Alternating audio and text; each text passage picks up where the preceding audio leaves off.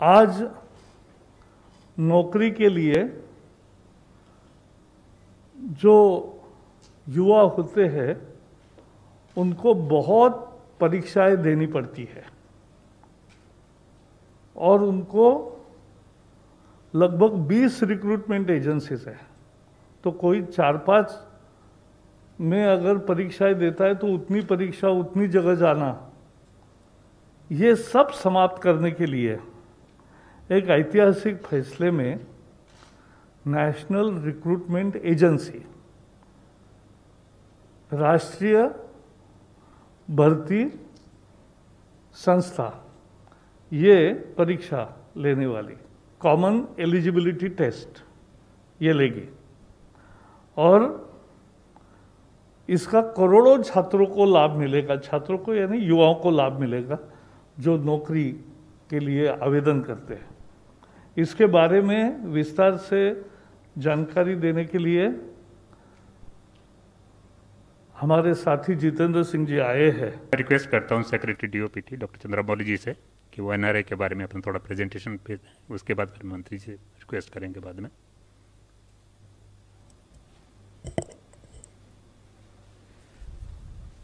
Today the historic decision of setting up a national recruitment agency has been taken by the Union Cabinet. This marks a paradigm shift in government recruitment. Next, please.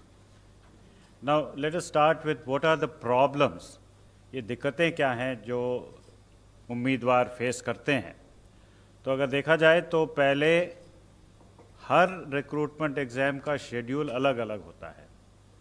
इसके लिए application process भी अलग अलग होते हैं और different जब 2-3 exam conduct करने पड़ते हैं तो इंफ्रास्ट्रक्चरल फैसिलिटीज़ की कमी के कारण कई जगहों पे माल प्रैक्टिसेस होने की भी संभावना बढ़ जाती है। खासकर ये जो सेंटर्स हैं ये ज़्यादातर अर्बन एरियाज़ में होने के कारण कई ग्रामीण इलाके से जो कैंडिडेट्स आते हैं या जो महिला कैंडिडेट्स होते हैं या दिव्यांग कैंडिडेट्स होते हैं उनको यात्रा करने में खर्चा जो होता है और साथ में किसी को एस्कॉर्ट भी लाना पड़ता है, वहाँ रुकना पड़ता है, ये सब खर्चे जो हैं बहुत एक इम्पेडिमेंट बन जाते हैं कि ज़्यादा एग्ज़ाम में पार्टिसिपेट करने के लिए ये एक बहुत बड़ा बाधा हो जाता है। फीस, अब हर एग्ज़ाम का फ़ीस अलग होता है और उसका भरने का तरीका भी अलग होता है। कोई मतलब ऑनलाइन भर लेता है, कोई मतलब डीडी मांगता है या ऐसे कई दिक्कतें आती हैं, मल्टीपल फीस देने पड़ते हैं। एग्ज़ामिनेशन डेट्स कई बार क्लैश हो जाते हैं एक एजेंसी और दूसरे एजेंसी के बीच, तो कैंडिडेट को ये फिर निर्णय लेना पड़ता है कि कौन सा एग्ज़ाम छोड़ें और कौन सा एग्ज़ाम दें। बहुत ये इंफ्रास्ट्रक्चर की कमी भी महसूस होती है क्योंकि कुछ ही सेंटर्स में ये एग्ज़ामिनेशन करवाए जाते हैं जहाँ पे कंप्यूटर फैसिलिटीज़ है जो ज़्यादातर अर्बन एरियाज़ में ही होते हैं, तो वहाँ इंफ्रास्ट्रक्चर की भी कमी महसूस की जाती है। ट्रांसपोर्टेशन एंड लॉजिंग, जैसे मैंने कहा, इसको गांव या दूर दराज इलाकों से उनको सेंटर में आने में दिक्कतें होती हैं ट्रांसपोर्टेशन की और रहने की। उस जगह पे 1-2 दिन रुकना पड़ता है, उसके लिए फिर लोगों को साथ में कोई एस्कॉर्ट भी लाना पड़ता है लोगों को।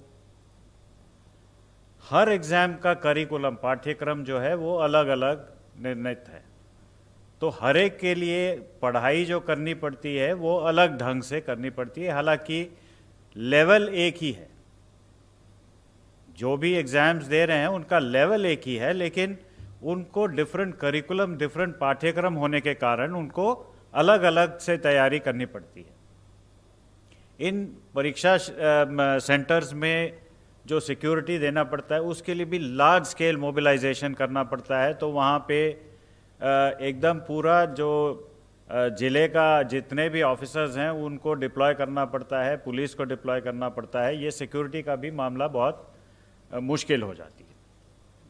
इन सब के कारण जो है कॉस्ट तो बढ़ती हैं, खर्चा तो बढ़ता ही है, और अंत में जो साइकिल ऑफ रिक्रूटमेंट है, रिजल्ट लाने में और भर्ती करने में जो साइकिल ऑफ रिक्रूटमेंट है, ये बहुत लंबा हो जाता है।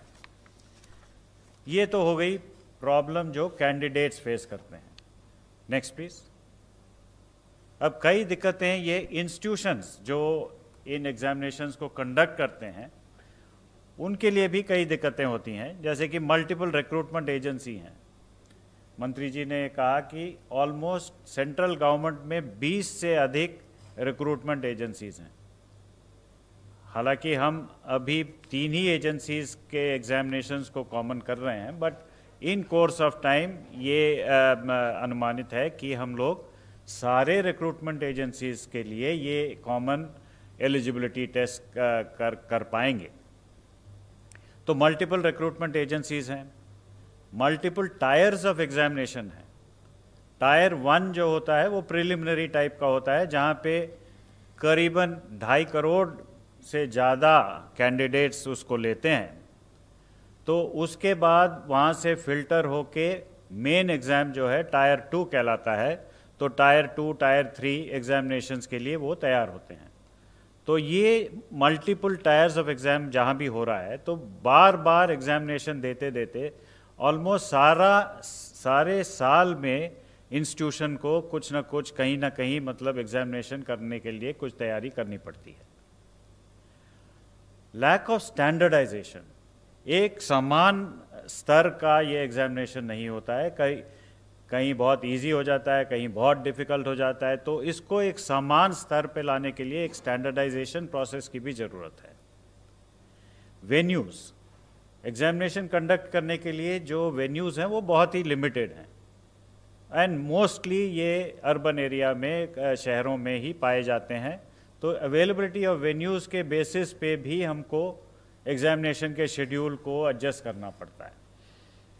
सिक्योरिटी का तो मैंने कह दिया पहले ही। सुपरविजन और इन्विजिलेशन के लिए जो स्टाफ डिप्लॉय करने पड़ते हैं वो भी लिमिटेड है।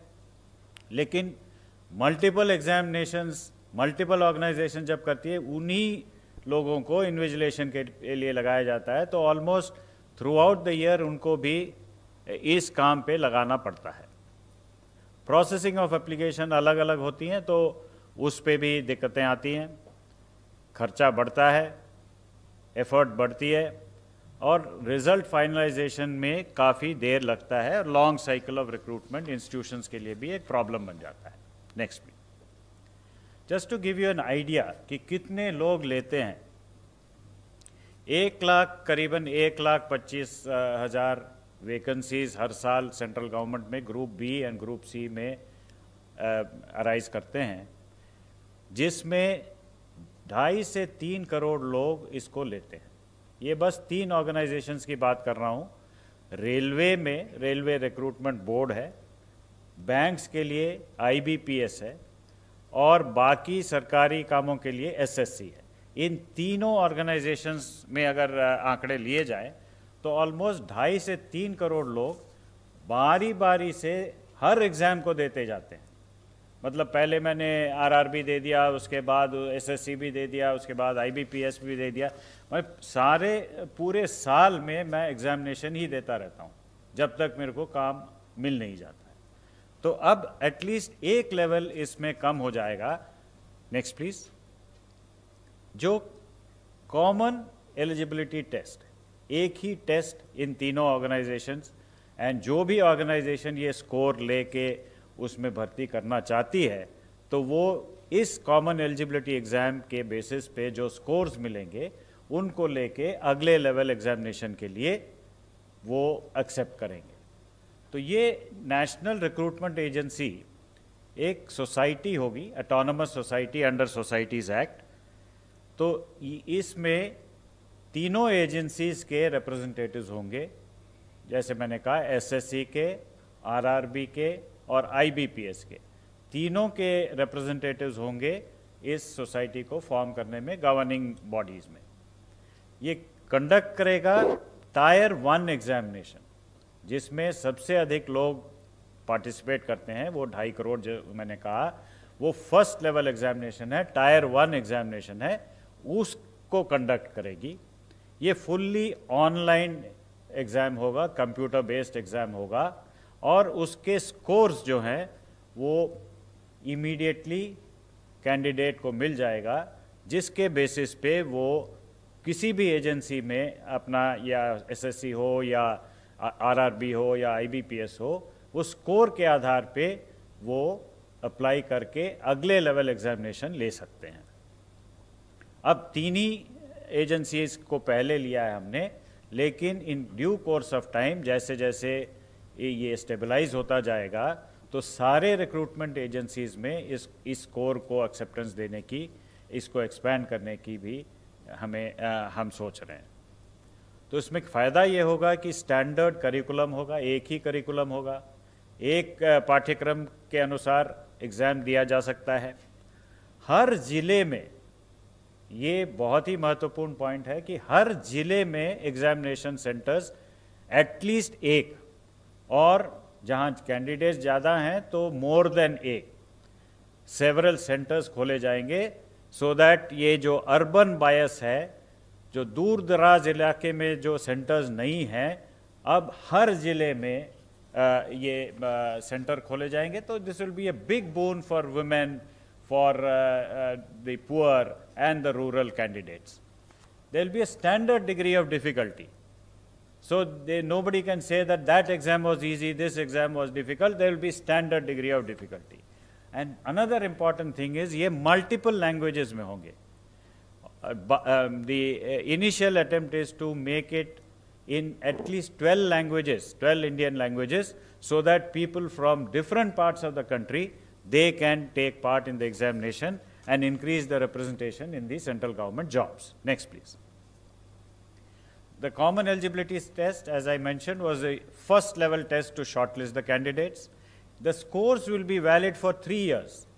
Means same scores you can use for 3 years, and you also have an opportunity to improve your score by giving the examination again. And the best score in all your attempts will be taken for the purposes of the recruitment. Next, please. So in short, when I give you the picture, it is a common registration portal, जहाँ पे एक ही registration portal पे candidate को register करना होगा. Question bank with same degree of difficulty, एक question bank होगा जिसमें से central server बहुत secure manner में रखा जाएगा. वो टेस्ट सेंटर में सिक्योरिटी के साथ जाएगा with all the protocols which are required, the technological firewalls etcetera उसमें होंगे, और फाइनली वो स्कोर्स जनरेट हो जाएंगे जो 3 साल के लिए उनको वैलिड होगा. Next please. So this is the benefit for the students. Again I would like to repeat, a common registration, a single fee, a common curriculum, standard question bank, score, secure examination process, a quicker generation of scores, reduced time for the recruitment cycles, better infrastructure we will be able to provide in the examination centers to the candidates, and then improved facilities and access for rural women, rural candidates, women candidates, disadvantaged candidates who will not have to travel long distances looking for safe places to stay for giving these examinations. Next, please. And further, outreach services will be provided based on the information which we get from the examination, because it's an online examination. Aspirational districts, areas which are not throwing up many candidates, we would reach out to them, provide facilities to them. वहाँ पे ये facilitate करेंगे कि examination लिखा जाए, तो promote करेंगे वहाँ पे, और एक 24/7 हेल्पलाइन भी वहाँ होगा जिसमें कैंडिडेट्स को सुविधा होगी कि कोई भी उनको दिक्कत हो तो उसको समाधान कर सके. And the cost for this is about 1,517.57 crores for 3 years. Of course, since 3 agencies are already incurring this cost separately, that will be a saving for those respective organizations, whereas this would be the cost which will be incurred by the new organization, which is the NRA. So next, there will be a savings to the government, and each of the organizations will actually save not only in cost but in effort and the time taken. Special provision has been made because in the aspirational districts the infrastructure is very poor. Therefore, to create connectivity infrastructure as well as examination infrastructure, a viability gap funding is also provided for in these 117 districts. So next please. Thank you very much. धन्यवाद sir. अब मैं request करता हूँ doctor Jitendra Singh ji से, sir आप थोड़ा संबोधित करें सर। धन्यवाद। माननीय प्रकाश जावड़ेकर जी, अतवालिया साहब, सेक्रेटरी डीओपीटी, जैसा कि आप सब ने अब तक जो कहा गया उसके आधार पर आपके ध्यान में आया होगा, this is a revolutionary reform and I think one of the most landmark reforms in the history of independent India. And it has been possible with the direct and the personal interest and intervention of Prime Minister Modi. आपने विस्तार में ये presentation देखी, तो संक्षेप में यदि आप मुझसे पूछें तो मैं ये कहूँगा कि this is reform which will bring in ease of recruitment, ease of selection, ease of job placement, and thereby ease of living, particularly for certain sections of society which are at a disadvantage on one account or the other. उदाहरण के तौर पर economically not so privileged strata और lower economic strata, जैसा कि बताया गया कि सारा साल जब सिलेक्शन के इम्तहान होते रहें और सेंटर अलग अलग रहें, तो इस इंट्रोजिनस देश में ये संभव नहीं रहता कि हर उम्मीदवार हर जगह अपने आप को उपस्थित कर पाए।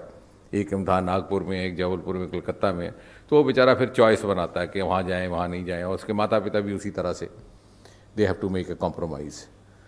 दूसरा वर्ग होता है जो दूर दराज के क्षेत्रों में रहते हैं, पूर्वोत्तर में, जो पहाड़ी राज्यों में, for the reasons of travel, for reasons of accessibility, and sometimes also the reasons of clash of dates, वो भी अपने आप को वंचित कर देता है, which is in fact also in a way depriving him of his right to try his luck.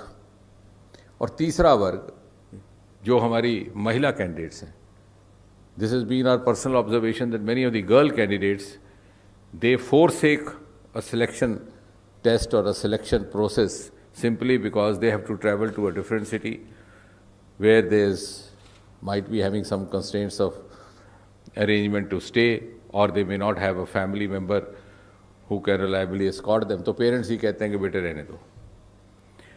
तो उस सारी बातों को मद्देनज़र रख के, क्योंकि आपने इसके एडमिनिस्ट्रेटिव पहलू देखे, मैं इसके थोड़े से सामाजिक पहलू की दृष्टि से बात कर रहा हूँ, ये it will be a saving on the state exchequer, it will be saving on the personal cost, and it will be a huge convenience. So in other words, it is a combination of convenience and cost effectiveness. और जो 20 भारत सरकार की agencies हैं, उसमें अभी हमने प्रारंभ में 3 एजेंसीज़ को शामिल किया, आगे जाके बाकी भी होंगी। इन सब के अलग अलग चरण में टेस्ट होते हैं, लेकिन जो पहला रहता है, विच इज़ मोर और less an elementary test, which is also known as a preliminary test, is by and large of a very common denomination and a general denomination, it's not a specialised test. तो जब एक merit list बन जाती है common eligibility test के आधार पर, that can be of utility to any of the agencies which can carry forward this recruitment process. जैसे आपके ध्यान में होगा, हालांकि वो इस बात के साथ तो नहीं है, लेकिन we have the experience of NEET, a common test for medical colleges, though that is for admission, this is for job placement, but that was also brought in by the Modi government. इसी तरह से पहले AIEEE होता था, वो IIT JEE है, और उस लिस्ट को सभी उपयोग में लाते हैं। वो लिस्ट केवल 1 साल वैलिड रहती है, 3 साल वैलिड रहेगी। तो देखिए उम्मीदवार को कितनी सहूलत हो गई कि उसको फिर उसके बाद अपीयर नहीं होने की ज़रूरत है 3 साल, unless we have given him the option, he can try again also to seek to improve his merit, because that is his fundamental right, we don't want to deprive him. अगर वो ना चाहे तो 3 साल के लिए ये लिस्ट वैलिड है। अब मान लीजिए बैंकिंग सेक्टर है, उसने जब अपना सिलेक्शन प्रोसेस शुरू करना है, तो सामान्यतः जो वो प्रीलिमिनरी टेस्ट होता है वो नहीं करेंगे। इस लिस्ट से जो एम्प्लॉयर है, जो रिक्रूटमेंट एजेंसी है या बैंकिंग रिक्रूटमेंट एजेंसी है, उसको ये समझ में आ जाएगा कि कौन कौन से कैंडिडेट्स हैं who are suitable to us, उनकी क्वालिफिकेशन क्या था। जो इस तरफ बैठा कैंडिडेट है वो भी जब एडवर्टाइजमेंट अपीयर होगी तो depending on his aptitude, his qualification, his background, his preference and his bent of mind, वो उसको अप्लाई करेगा। तो it's a win win situation. फिर वहाँ जा करके उसकी सेकंड फेज की सिलेक्शन होगी and then he will be engaged in the specialised training. अगर वो रेलवे का है तो रेलवे के दृष्टि से, बैंकिंग का है तो बैंकिंग की दृष्टि से। तो एक बहुत बड़ा पहला जो लेवल था वो इसे क्रॉस हुआ है। लगभग 2.5 करोड़ कैंडिडेट हमारे अनुभव में आया, हर साल तैयार होते हैं जो नौकरी के लिए एस्पिरेंट्स रहते हैं, और भारत सरकार में लगभग 1.5 लाख।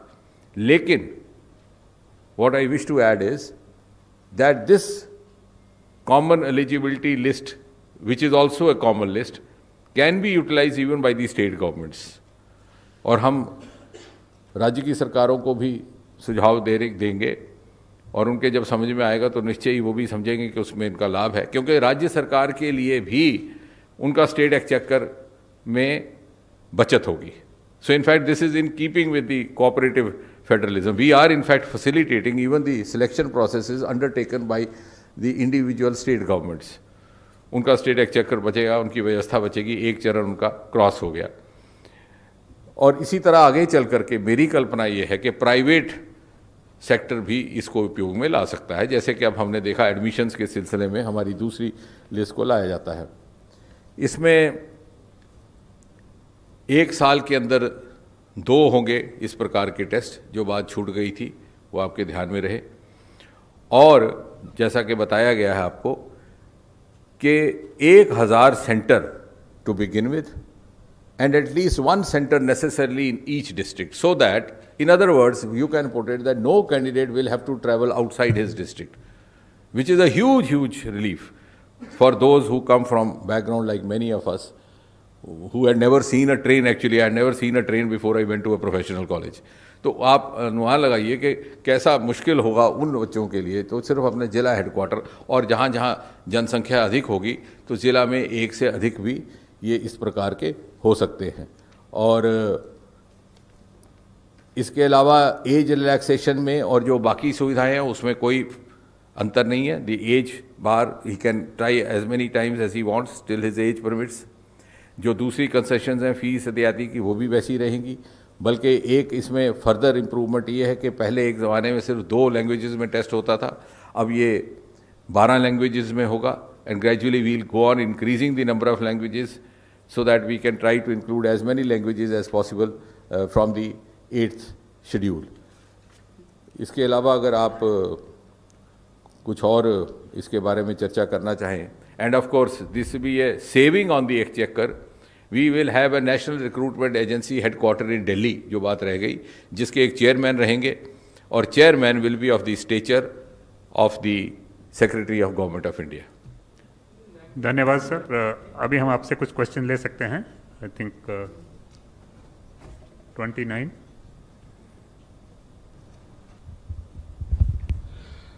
सर मेरा सवाल जितेंद्र सर से है। सर एक बात बताएं कि इसमें उम्र को लेके आपने कहा कि एज बार वो किस तरीके से होगा। मान लीजिए रेलवे में उम्र की कोई सीमा है, बैंक में कुछ सीमा है, एसएससी की कुछ सीमा है, तो क्या इसमें कोई कॉमन उम्र की सीमा होगी या फिर ऐसा?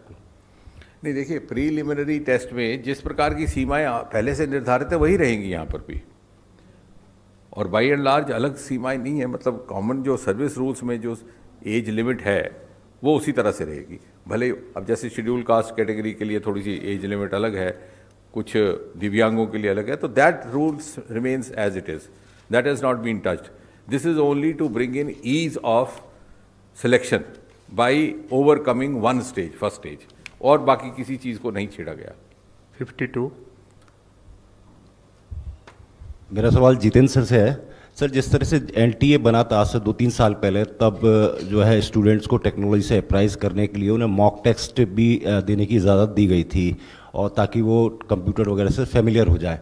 जो नेशनल रिक्रूट ये एजेंसी बन रही है, क्या जो पेपर 2 साल में होने, मतलब साल में 2 बार होने वाले हैं, क्या जो कैंडिडेट्स बैठ रहे हैं उन्हें मौका मिलेगा कि वो मॉक टेस्ट पहले दें, ताकि जो है वो अप्राइज हो सके टेक्नोलॉजी से किस तरह, क्योंकि दूर दराज से लोग आएंगे, ग्रामीण क्षेत्रों से लोग आएंगे, कई लोग जानते भी नहीं है कि ऑनलाइन में कैसे दिया जाएगा, कैसा फॉर्मेट होगा, क्या ऐसे मौके दिए जाएंगे?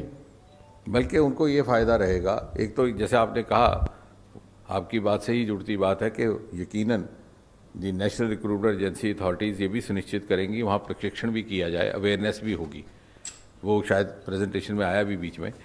और साथ ही साथ जो लोग दूर दराज, जैसे आपने कहा, who had no access at all, वो ऐसे लोग हैं जो पहुंच ही नहीं पाते थे सेंटर तक, वो कम से कम अब इस स्थिति में होंगे, सेंटर पे पहुंचेंगे और वहां उनका प्रशिक्षण होगा। So this is a huge breakthrough for them. Clarification के लिए शायद बताया गया है, ये जो नेशनल रिक्रूटमेंट एजेंसी एग्ज़ाम लेगी 2.5 करोड़ या 300 बच्चों का, ये केवल प्रीलिमिनरी एग्ज़ाम होगा या टायर 2 बाद में जो रिटेन होता है उसके लिए क्या अलग अलग तीनों एजेंसी अपनी लेगी एग्ज़ाम, या यही बाद में भी करेगी? नहीं, आपने जैसा कहा ये प्रीलिमिनरी होगा, क्योंकि बाद में स्वाभाविक है कि उसका स्वरूप बदल जाता है, the tenor and tone of the exam will change, क्योंकि पहला बाई एंड लार्ज करिकुलम भी एक ही जैसा होता है, वो बेसिकली एलिमेंट्री है। उसके बाद मान लीजिए किसी ने बैंकिंग सेक्टर में जाना है, तो बैंकिंग सेक्टर की नुक्ता नज़र से ही उसके क्वेश्चन पेपर बनाया जाएगा और सिलेक्शन भी उसी तरह की होगी, क्योंकि उनके पास मेरिट लिस्ट होगी एम्प्लॉयर के पास, उसके सामने होगा कैंडिडेट का प्रोफाइल और कैंडिडेट उसी के लिए अप्लाई करेगा। तो आपका कहना ठीक है, प्रीलिमिनरी स्टेज एलिमिनेट हुई है, दूसरी करने में थोड़ी दिक्कत है, कोई रेलवे में या कोई जाएगा, कोई एसएससी के नौकरियों के लिए जाएगा। 56 सर, उसी सवाल पे, मतलब आरआरबी, एसएससी और आईबीपीएस जो बैंक, ये एबॉलिश नहीं हो रहे हैं? नहीं, एबॉलिश करने की बात नहीं है, हम उनको फैसिलिटेट कर रहे हैं, जो उनका पहला टेस्ट है। और ये अभी चूँकि नया प्रयोग है और नया इंटरवेंशन, नया रिफॉर्म है, तो टू बिगिन विद 3 इसमें शामिल है, आगे चल के और इसी अनुभव के आधार पर बाकी रिक्रूटमेंट एजेंसीज को भी शामिल किया जा सकता है। नहीं, जैसे अगर मैं कैंडिडेट हूँ, मैं फर्स्ट राउंड ये देता हूँ, मुझे जितने भी मार्क्स स्कोर में जितने आएंगे वो लेके मुझे फिर इन तीनों एजेंसी में से जो भी नौकरी जहाँ भी वहाँ मैं जा सकता हूँ। अगर आप उस लेजिटिमेट लिस्ट में आ जाते हैं तो अब आपको जो एडवर्टाइजमेंट अगली आएगी, मान लीजिए बैंकिंग की, तो आपने उसको अप्लाई किया, उसने आपको देखा, आपने उसको देखा, दोनों की अगर अनुकूलता मिल गई तो आपको नौकरी मिल गई या आपकी सिलेक्शन हो गई for the next stage of test, which will of course be more specialised test, क्योंकि आपके जॉब की नौयत और उसके रिक्वायरमेंट के हिसाब से। लेकिन जो उसने पहले एक टेस्ट करना था उससे आप बच गए, वो भी बच गए कंडक्ट करने से, और आपको वो दुविधा नहीं रही कि आपको जगह जगह 20 सेंटरों पे जाना पड़े या 20 जगह। और उसमें क्या होता था, तो कई बार आप कॉम्प्रोमाइज़ कर लेते थे कि साहब चलिए इस बार वो करेंगे, उसमें नहीं अपीयर होते। अब इसमें आपके लिए खुल गया, आप हर जगह एलिजिबल हो गए।